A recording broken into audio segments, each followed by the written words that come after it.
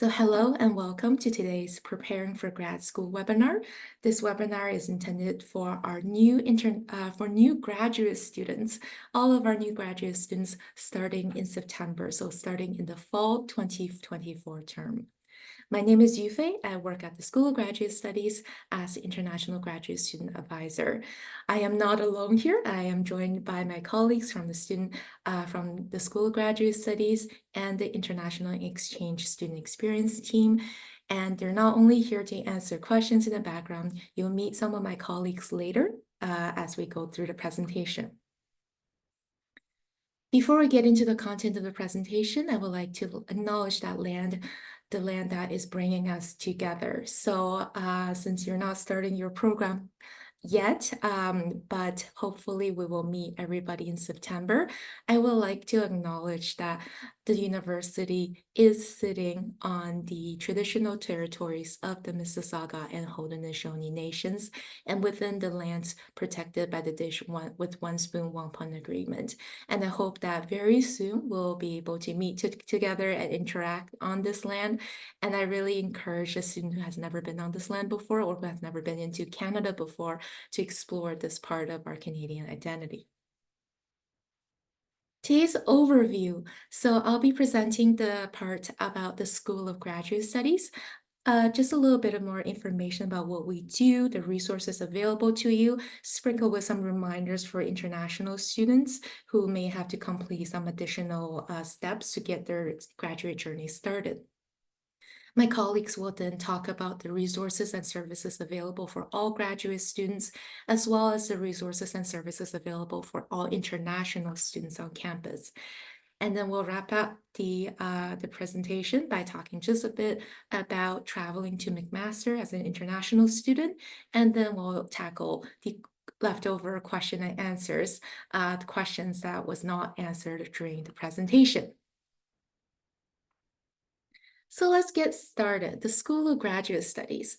So physically, our office is located in Gilmore Hall, so the building that you see on this picture. And we are the central administrative and resources for all faculties on campus who see graduate students. So that includes admissions to graduation, PhD defenses. We also house the rules and regulations applicable to all graduate students through the School of Graduate Studies calendar. And we have a very helpful page containing all of our forms and policies. We also have a scholarships and awards team, a grad pay team, a graduate student resources team, which I am a part of, and we also host the Office of Postdoctoral Affairs. So first, our enrollment reminders. So you may already have received the email. Actually, you should have already received the email about enrolling in courses because enrollment opened up on June 25th. And this is when, if you do meet all the requirements set by your program to enroll, you can register in your academic courses or a placeholder course starting on this date. You can also start to enroll in SGS 101 and 201. These courses, once you're enrolled, they can become available as early as August 1st. They are online courses and you can complete them as soon as they become available, and they must be completed by September 31st. So it is possible for you to enroll in SGS 101 and SGS 201 before you even start your academic journey in September. In fact, we do recommend for you to do that because you can get these courses done and focus on all the other in-person events or on your academic journey once you start in September.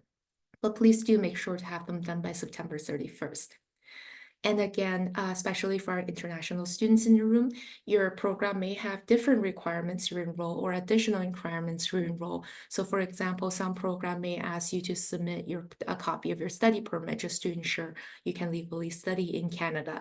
So please follow your program's instructions. And if you're not sure why you cannot enroll right now, please check with your program directly. And my colleagues are sharing some helpful links about how to enroll and how to especially enroll and complete SGS 101 and 201. If you do encounter any technical issues with enrolling, so not the meeting requirement, but technical issues, you're welcome to contact our records team at sgsrec@mcmaster.ca. And of course, if you have questions about enrollment requirements, please contact your program directly. Getting paid. So as graduate students, you may be receiving money from the university.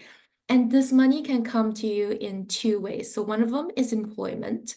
So if TA-ship or RA-ship or teaching assistant, they are part of your offer package and you're expecting to receive TA payment, they are deposited directly into your Canadian bank account after you enroll in direct deposit with the Human Resources Department. If you're receiving other scholarships and award payment, they will be sent to your McMaster email via Interact e-transfer. So please make sure that you're monitoring your email so you're getting your payment. To receive your support payments at the first payday in mid-September, make sure that you're completely enrolled by 8 p.m. On August 22nd. If you're not completely enrolled by that time, you're not forfeiting the money. It's just the money will go to you a little later. We have some helpful resources about how fees and payments and how scholarships work. And then if you have questions about getting paid, we have a grad pay team that you can reach out at gradpay@mcmaster.ca. And if you have questions about your scholarships and awards, we also have a scholarships team that you can who's able to support you. A quick reminder for our international students, especially our international students who has never been to Canada before, in order to work in Canada, so for example, to participate in your TA-ship, you will need a social insurance number, sometimes called a SIN for short, a social insurance number, and a Canadian bank account. We also want to remind you that you will need to make sure that your study permit contains a condition of work allowance and is printed on your study permit.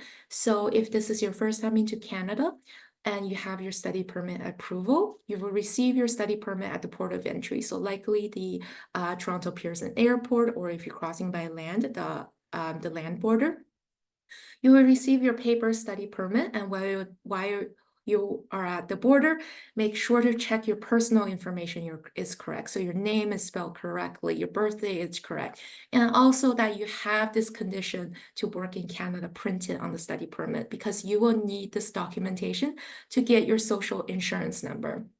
If you somehow missed it and didn't get it corrected, it is possible to correct this after, but it will take a lot more time. And meanwhile, you wouldn't be able to get a social insurance number and you won't be able to work in Canada while you're waiting for the correction. So I highly, highly recommend for us international students to double check your study permit while you are in front of the officer at the border. If they did make a mistake, they can just quickly correct the mistake and print your new study permit on the spot, but after you leave the border, the process becomes a bit more complicated. For our international students in the room, if you are participating in the co-op program, make sure you have a co-op work permit as well. We do have immigration advising resources available at the university. You can check out their website. They also host monthly webinars about working in Canada and keeping your eligibility to work in Canada. And they are also available to answer your questions through email. How to get your social insurance number. So for international students, there is no fee to apply for a social insurance number, and you can get your social insurance number in several ways. So the most convenient way to get your social insurance number is at the Toronto Pearson Airport. There is a Service Canada location, but however, they have very limited hours. So it's not guaranteed that you're able to get your social insurance number at the airport. If the Service Canada location is open when you're there, make sure you utilize their service. But after you leave the airport, unfortunately, you won't be able to go back in again because it is located before security. If the office is not available when you arrive at the airport, you can also come to one of our social insurance numbers and clinics on campus. They will take place in late August and early September, and then we will share the exact dates and times as soon as they become available. You can also apply for your SIN number online through the Service Canada website or at a Service Canada location in Hamilton. There is also an option for you to apply for it by mail, but we really do not recommend this method because you will be asked to submit all your original documents, and it takes a lot longer, and it's just the least convenient and least recommended way to do so. Next, I will introduce our student resources team. So I am also a part of this team, and my colleagues from the student resources team are also here today. You will meet one of them a little later.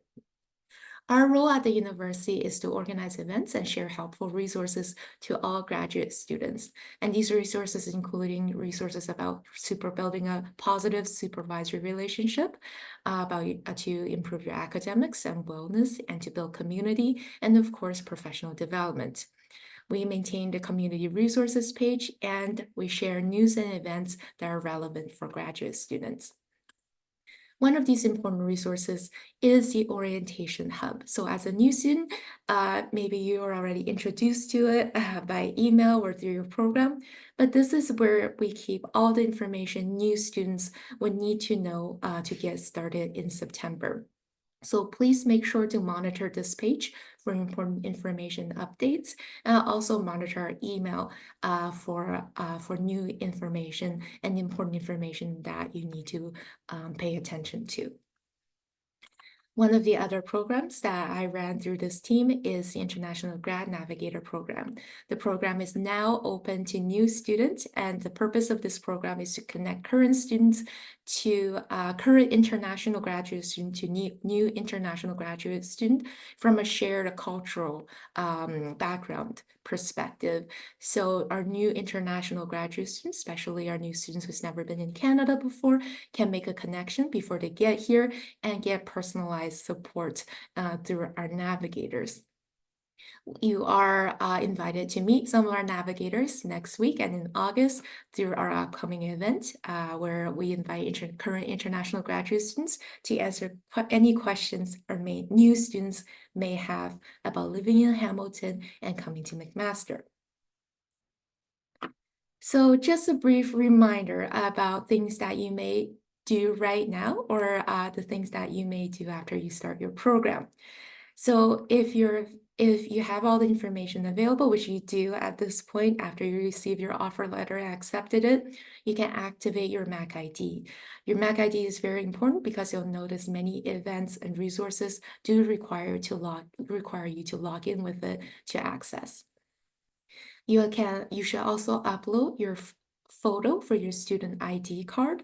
My colleague will share detailed information about how to upload these photos and how to get your cards. And then make sure to update your personal information on Mosaic, especially if you're moving to Hamilton from another location. Make sure your mailing address is always up to date. And of course, if you haven't already done so, make sure to clear the conditions of your admission as stated on your offer letter. There are some key dates. So from June 25th to August 1st, it is when our on-time enrollment is open and available. And starting August 2nd to September 6th, late enrollment is also available. September 25th is your tuition and fees deadline, so make sure to pay your tuition and fees by then. And September 31st is your SGS 101-201 completion deadline. If you have any questions about all the information I shared before and the services and resources from School of Graduate Studies, we encourage you to connect with us on the live chat. So you can chat with a staff member anytime from Monday to Friday, 9 a.m. to 12 p.m. and then 1 to 4 p.m. through our live chat. And we also have a helpful chat bot available 24/7 if you reach us outside of our office hours. We also have 4 very helpful teams to help our new students. So our admissions team, if you have encountered any technical issues about your admissions, about accepting your offer, about accessing your offer letter. We have a very helpful records team. So they're here for any technical questions about your enrollment, your academic records, your service requests, and your petitions. We have a grad pay team for any questions about getting your funding and scholarship. And of course, the scholarships team about questions about your awards and scholarships themselves. If you have questions about clearing your admission conditions, your program structure, your enrollment requirements again, your TA assignment, so what you will be doing for your TA-ship, degree requirements, and your funding package itself, please connect with your program directly. So folks at the School of Graduate Studies are only able to help you with general questions, policies, and tech support for for systems that are available to all graduate students, they may not have information about program-specific requirements. Okay, that's enough for me for now. I would like to invite my colleague Andrea Cole to talk about resources and services available for all graduate students. Thank you, Yufei. Hi, everybody. So yes, as Yufei had said, my name's Andrea, and I'm part of the Student Resources team here in the School of Graduate Studies. And I'm very happy to be able to share some resources with you that are available. There's a lot of information that I'm about to share.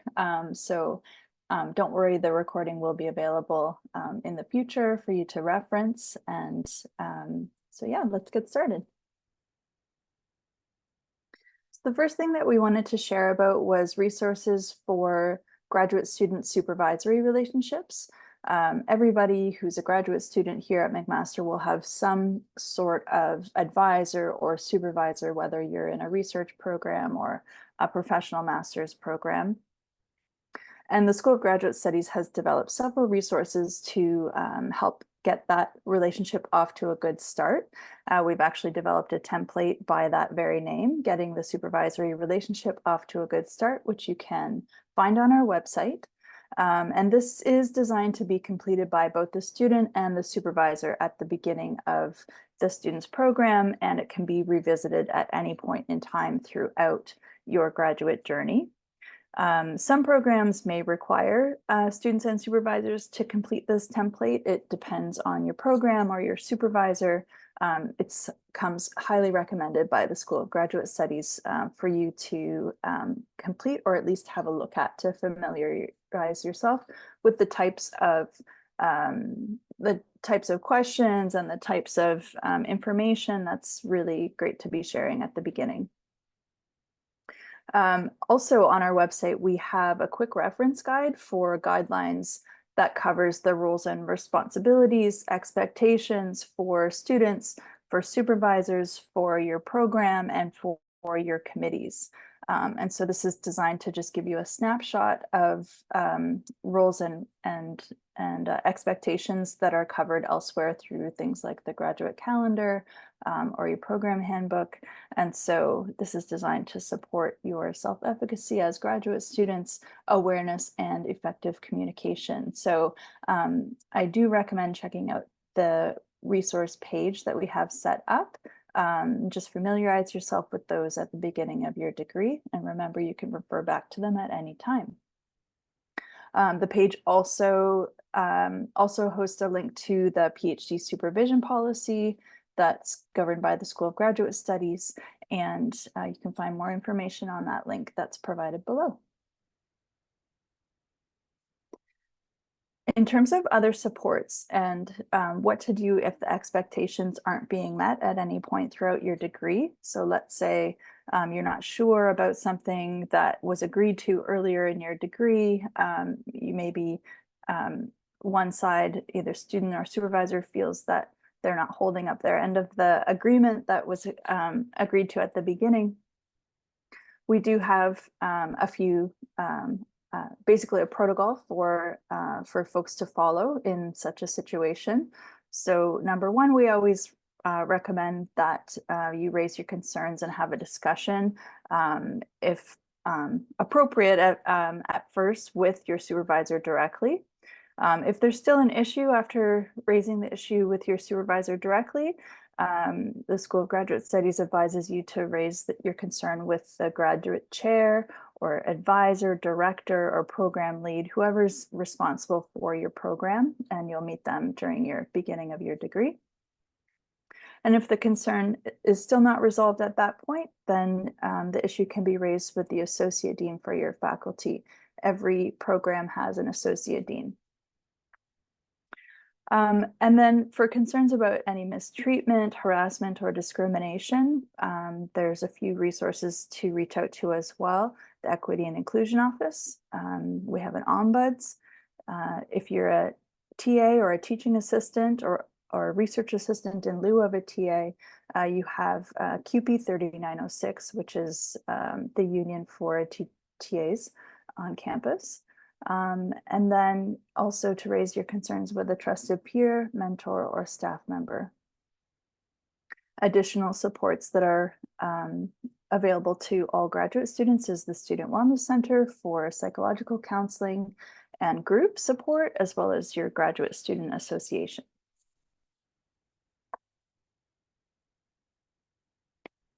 For disability and accommodations, the Student Accessibility Services, or SAS, is the place that students with disabilities would arrange accommodations, academic accommodations for disability. So if you have a disability and you would like to set up your accommodations, please connect with SAS ideally before classes and academic work begins, but of course you can arrange accommodations at any point in your degree should you require them. That's for academic accommodations. So for anything related to your degree, academic progression for your degree. If you have a teaching assistantship or other type of employment on campus, and you require accommodations for a disability, those would be arranged through human resources as it is an employment relationship. We do have a page on the School of Graduate Studies website that provides this information, links to other helpful resources for navigating graduate school with a disability.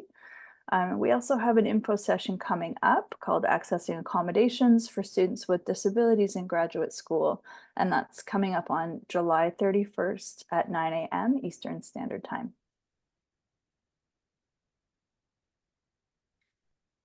Health and wellness resources. So as I mentioned a little bit earlier, there's a student wellness center on campus where graduate students can access for any of their physical and mental wellness needs.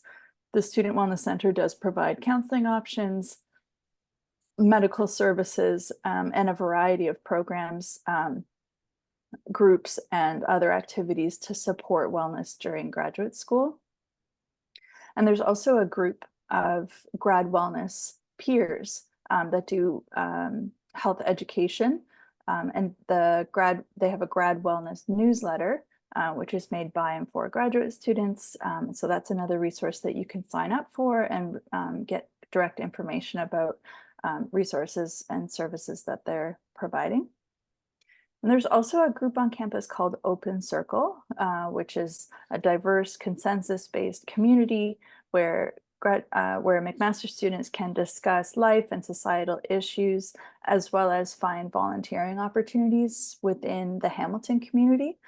So that is, they have all sorts of offerings through their website. So we definitely recommend checking that out as well. Equity, diversity, and inclusion. So the Equity and Inclusion Office promotes and supports institution-wide commitments to equity, diversity, inclusion, and accessibility. So they cover human rights and dispute resolution, inclusion and anti-racism education, the accessibility program, sexual violence prevention and response, and the related policies for the university that connect with those different areas. You can find out more about the Equity and Inclusion Office through their website, which we're providing here as well. Writing support. So there is a graduate writing specialist who's connected through the Student Success Center to provide supports one-on-one to graduate students for any type of writing assignment that you're working on. It could be coursework, could be thesis related publications, grants that you're writing. There's one-on-one individual support that's available, as well as workshops and writing intensives to support skill development and writing productivity during your degree. And there's also a few resources that we've indicated on our web page as well that we think would be relevant to students starting out. There's a self-paced online module called Introduction to Graduate Level Writing, which would be a great thing for anybody starting out to have a look through, just to get familiar with the types of writing expectations in graduate study that you will encounter. And then a little bit later, for those who are in our research program, we have a thesis writer's toolkit that you can access. This was actually created by upper year graduate students to support thesis writing of their peers.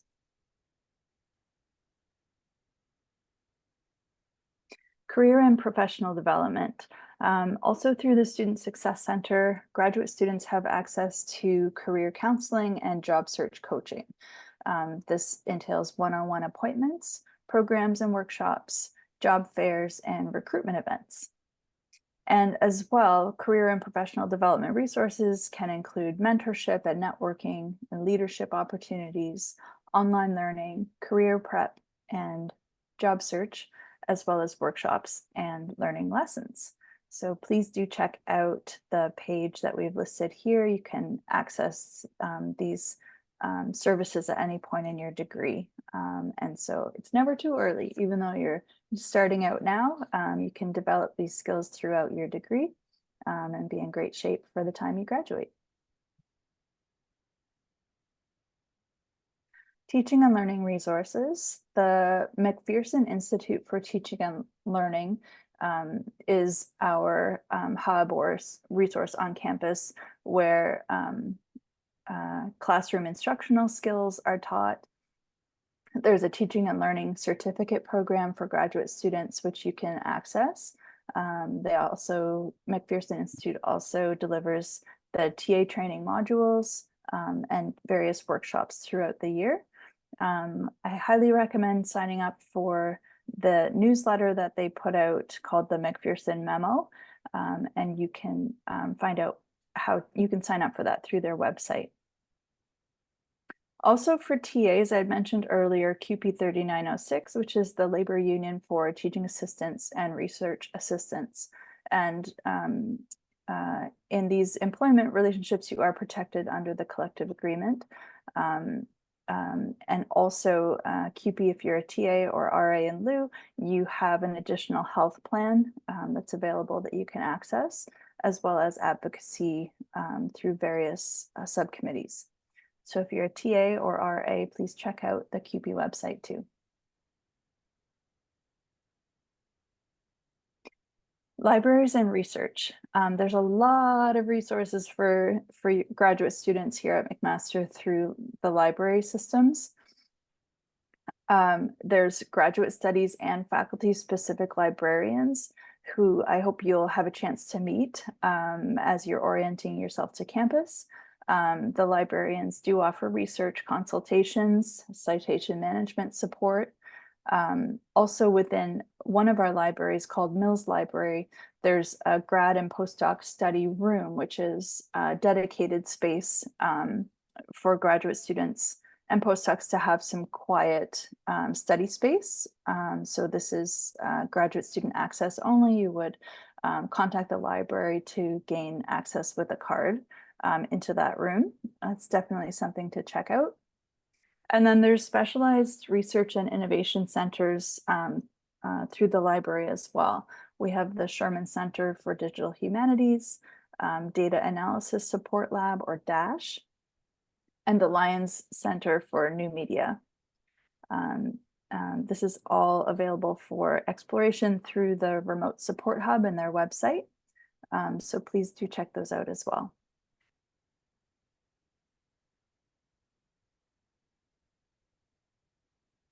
In terms of additional supports, so this is related to financial resources and supports related to finances. The Student Success Center runs something called Max Money Center, where students can access one-on-one meetings with an accredited money coach. You can attend information sessions and workshops. You can find support for filing your Canadian income taxes. And there's also an upcoming event for international students called Banking in Canada, and that's taking place August 7th at 9 a.m. Eastern Standard Time. Additionally, for financial support, there is emergency financial support that could be accessed for financial emergencies and negative circumstances outside of your control through the registrar's office, should you find yourself in need please reach out to the registrar through the link that we provide. As well, the GSA and SGS bursaries are another resource for financial support. Okay, can you, the one for the 24th, let it. I'm trying to listen to this. At the same Okay, time. next slide, please. Okay, specialized offices and communities. I'll mention this list and then recommend everybody check out any links that they're interested in following up with some more. McMaster is very proud to have our Black Student Success Center. We have supports for graduate students who have parenting responsibilities, Indigenous student services, the International and Exchange Student Experience Office, the Latin American Network at McMaster University, or LANMU, and the Spiritual Care and Learning Center, or SCLC. Please keep these links at your ready, and please connect to these communities throughout your degree as needed.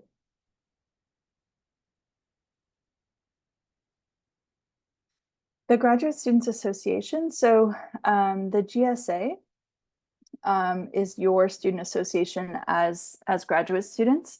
And this is, the GSA provides a number of really important supports to graduate students, including health and dental insurance plan, the bus pass for full-time students. They run different sports leagues for softball and soccer, which is a great way to get involved. They have awards through the Student Association for Graduate Students, and they run a number of clubs through their club system.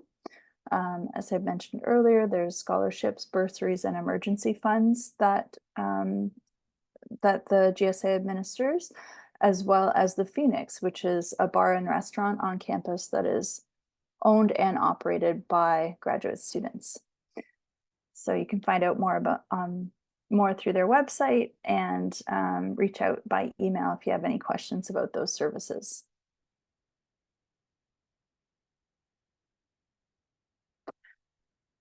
Excuse me. So all of the resources shared today and more are available through the Graduate Community Resources page, which we're linking here. And then we do have one upcoming event that's going to be live in person on campus, and that's our resource fair for graduate students.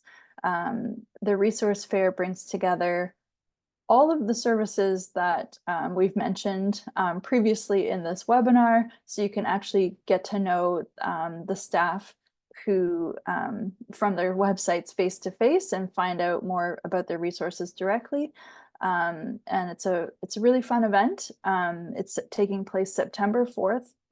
Drop in anytime between 10:30 and 2:30 p.m. We will send more information out around the location and the list of different services that will be there in the coming weeks. I think that might be my last slide. So I will now turn it over to Anna for resources and services for international students. Thank you, Andrea. Hi, everyone. My name is Anna Pereira, and I am the team lead for International and Student Experience team within the Student Success Center at McMaster University. So there's our team there. Some of the services that we have for international students, we have immigration and mobility advising, the mandatory UHIP plan, which is University Health Insurance Plan. We look after that plan for you as well. We plan a lot of events, activities, workshops, programs, and webinars throughout the year. We also have support for incoming exchange students. Also, if you're to go on exchange, we have many agreements that we manage through our office as well with partner universities around the world. So if that's something that you're also looking to do sometime during your career, that would be where you would come and see us for information. Our general inbox is iese@mcmaster.ca. We have in-person drop-ins Mondays and Thursdays from 1:30 to 4, Tuesdays and Fridays from 9 to 12.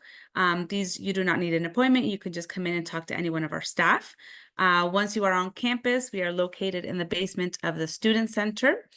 We also have some appointments. If these dates do not work for you, or if you're a person who prefers something that is booked, you can just go into Oscar Plus and you can book yourself in there as well.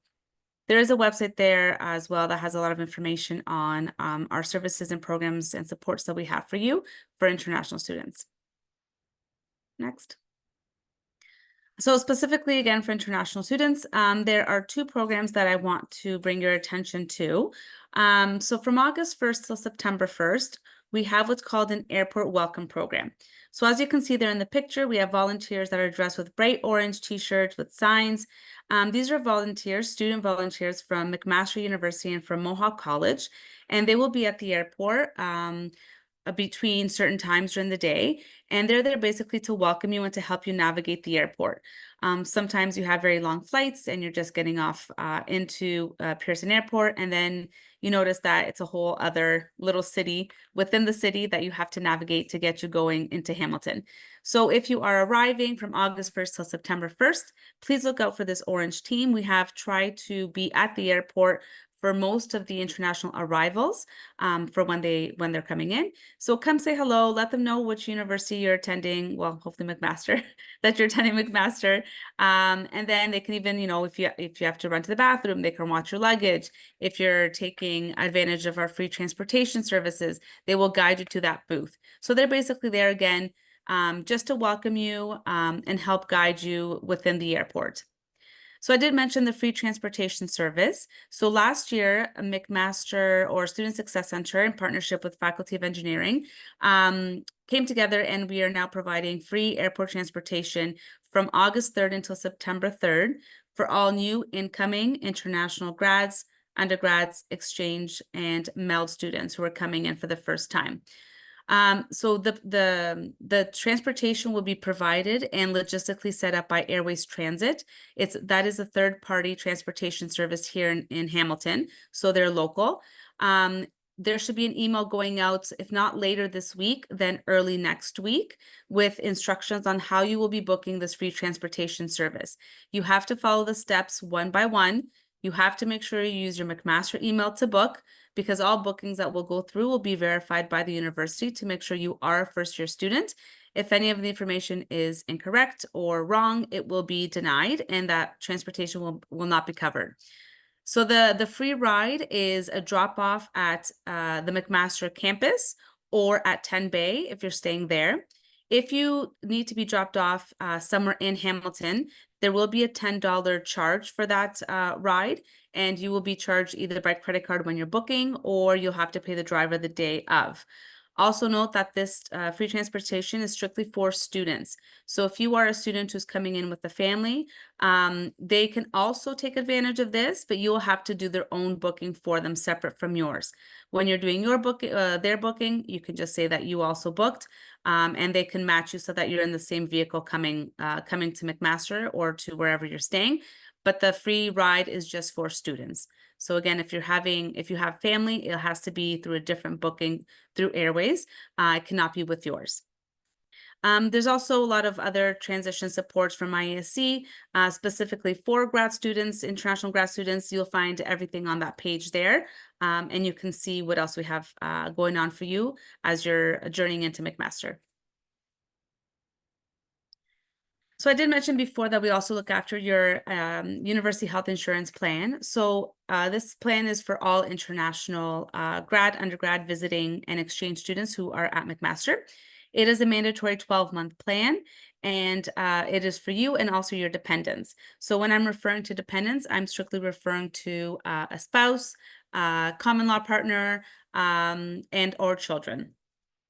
So for visiting students or exchange students, I'm not sure if anyone's on here today, but if you're coming in, your UHIP will be adjusted to reflect the times that you were here, as opposed to being a regular degree seeking student, which will be charged for the full 12 months.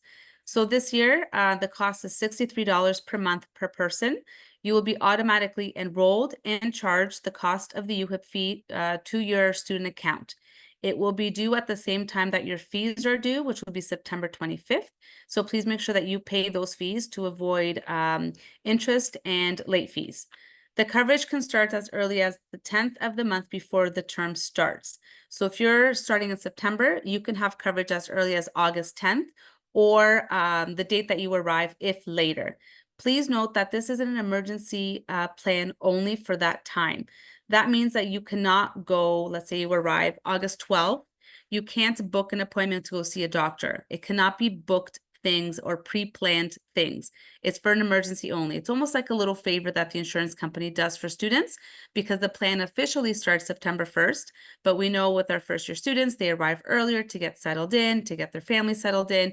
So it's almost like a little extended coverage that they have for you at no cost. Just remember, you will not have proof of coverage until September. So if you do have to go to the emergency room, normally what they will do is they will send you an invoice home to be paid. Hopefully by that time it will be September, and then I can help you claim that through the insurance company.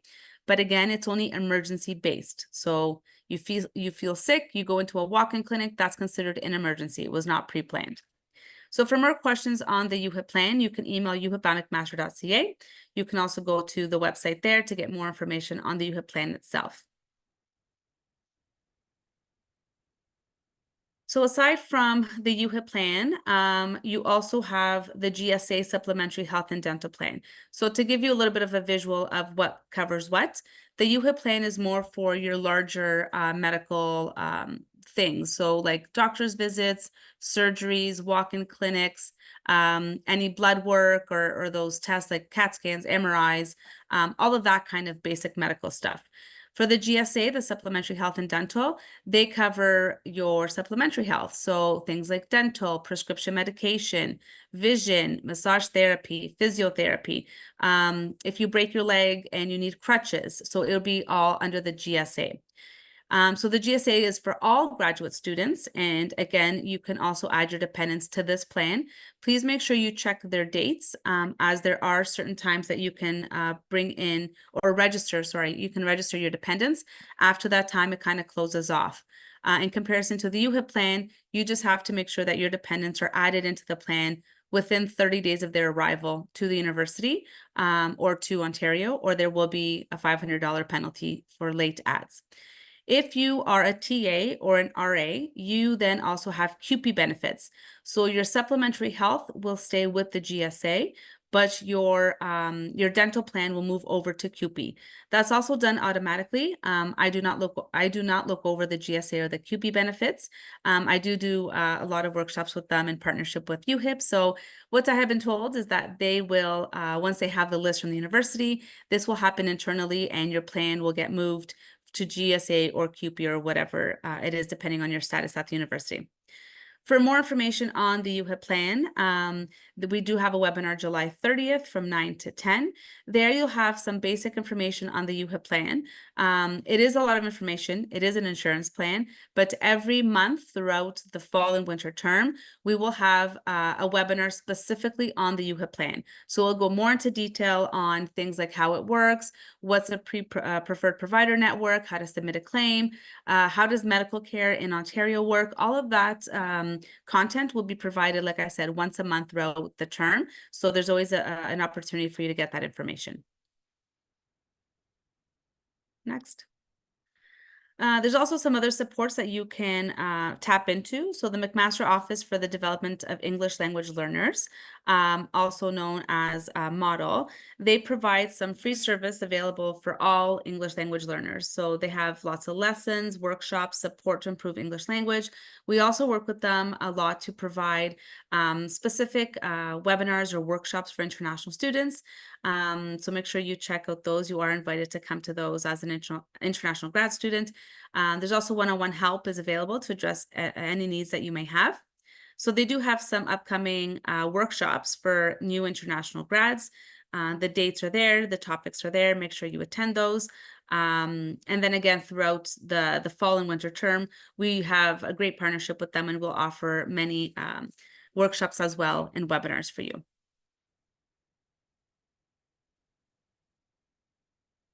Okay, I think that's all for me.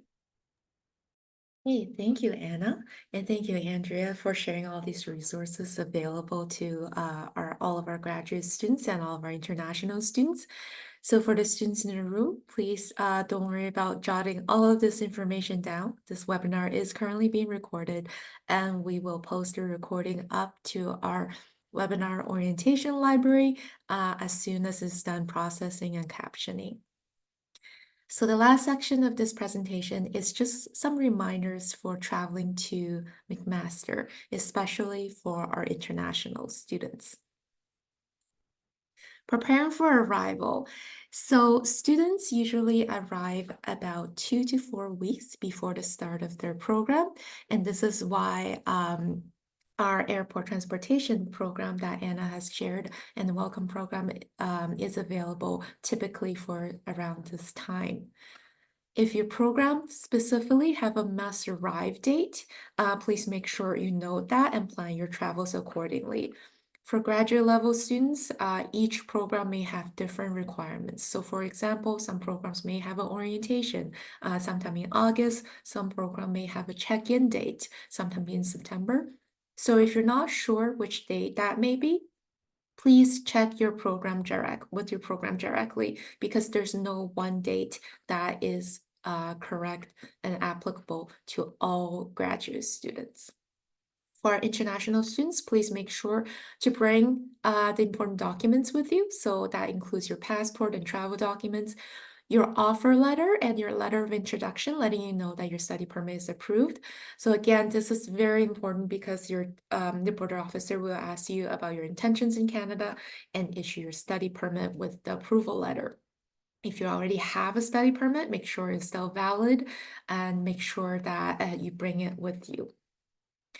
You should also bring the financial proof that you have enough funds to support yourself during your stay in Canada, typically the documents that you have submitted on your study permit application. You need to have either a valid ETA or TRV, so visitor visa or temporary resident visa, in your passport or the ETA, which is electronic. So if this is your first study permit application, you'll get that automatically, but make sure that you have it with you. And of course, depending on your personal background or your country of residence, there may be additional documents that your visa office told you to bring. Make sure that you bring those as well. And make sure to have these documents in your carry-on bags. So don't put it in your checked baggage. Make sure to have it with you at all times because you may not have access to your checked bags as you go through immigration. Preparing for arrival. So there are a few ways to travel from Toronto Pearson Airport to McMaster University or to Hamilton, in addition to the airport transportation program. So for example, if you're planning to arrive before or after the program is available, or you prefer to take an alternative route because you have family members coming with you, this is something that you can consider. So the university is approximately 68 kilometers away from Toronto Pearson Airport. And this kind of in our Canadian context means the travel time, if you're driving a car, really depend on the time of the day. So if there's not a lot of traffic, it can take about 45 minutes. But if you are traveling during rush hour, it might be over an hour and a half. So the travel time really depends on when you're arriving. There is one public transportation option available directly from Pearson Airport to Hamilton, and that is through the GO Bus Route 40. And the cost for this GO Bus is about $13, I believe, per person. And you can get tickets for this bus at the airport, so you don't need to pre-plan or pre-book this ticket. There's also private transportation available through taxis, rideshare, or the airway transit company that Anna mentioned earlier. And the cost per person would be over $100. I believe it will be over $130. So these are some of the options that you have to travel between Toronto Pearson Airport to McMaster or to Hamilton. This information is also available on the International Graduate Student Traveling to McMaster page. And on that page, you'll also find the the link to the IESE transition support page containing the airport transportation's information. And as we have more information about traveling or about services that you may benefit from, we will also share these information through email. Some quick information about preparing for your arrival. So some common items that international students may consider bringing is power adapters if you're bringing electronics from your home country, personal medicine or a doctor's prescriptions if you have a existing medical condition that you need medicine for, some non-perishable snacks, copies of your official documents and emergency contacts. Again, make sure to have it in your carry-on luggage. And of course, consider, comparing the prices of your items from home, especially if you're getting things from an international brand and in Canada to determine if you should bring them or buy them. And of course, the climate in your home country compared to Canada, because the clothing and the resources available may be very different. For our students who are arriving in September, you're still kind of arriving during the tail months of the summer, and it really can get quite warm in Canada. So if you're worried about getting a winter jacket or dealing with the cold in Canada, don't worry about it yet. You have plenty of time to arrive first and then get your winter jacket and get your snow gear. So when you arrive, the temperature can be as high as above 30 degrees Celsius, and the days are quite long. But as we progress towards winter, the days will get shorter and the temperature will drop. So the first official day of fall is September 23rd, in terms of weather from a weather perspective. And the temperature will start to drop maybe even in October, dipping below 20 degrees. And of course, we have shorter daylights. To talk more about how you can prepare for winter and what living in Hamilton is like, I really do encourage you to come to our Living in Hamilton event on August 15th. We've had this event a little earlier, I believe last month. It's the same presentation where you'll be invited to ask questions about living in Hamilton. After you arrive, here are just some reminders of some of the things we talked about before. Make sure to get your social insurance number, because without this number, you won't be able to fill in your HR paperwork or get paid.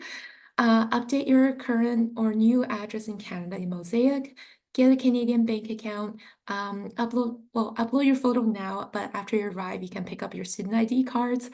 Get a Ontario driver's license or Ontario photo card if you do not want to carry your passport around and you're going to places that require your proof of age. So this is totally optional. Some students just find it more convenient to get a card instead of carrying their passport. And of course, we encourage you to explore Hamilton and the surrounding area through the city of Hamilton, through Tourist Hamilton. You can check out the festivals, the events and activities happening in September. Summer is really the perfect time for these events to happen. There will be fewer events as we approach winter. And of course, you take a stroll on campus. We're beside some really great hiking trails and the lake right on campus. So check out Nature at Mac for nearby hiking trails. Just a reminder for your next steps, there are upcoming orientation events for international students and for all graduate students. These events are constantly being updated in our Orientation Hub's events page, so please make sure to check them out. And of course, for our international students, you're more than welcome to connect with the International Grad Navigator to ask about their experience and for their tip about living in Hamilton and going to McMaster. So this is the end of the presentation portion of today's event. Thank you so much for staying with us and for being engaged through the questions. If you do have lingering questions, please make sure to submit it in the Q&A box. We have staff members who's been answering questions throughout the presentation. We have, oh my gosh, we have over 106 questions answered so far. So thank you so much to all the staff working in the background. And of course, thank you to our presenters for supporting our students. If you have gotten everything you needed from today's presentation, please feel free to go on with your day. We are looking forward to meeting you in September or even earlier through our events or just on campus. Don't hesitate to come to us and say hi.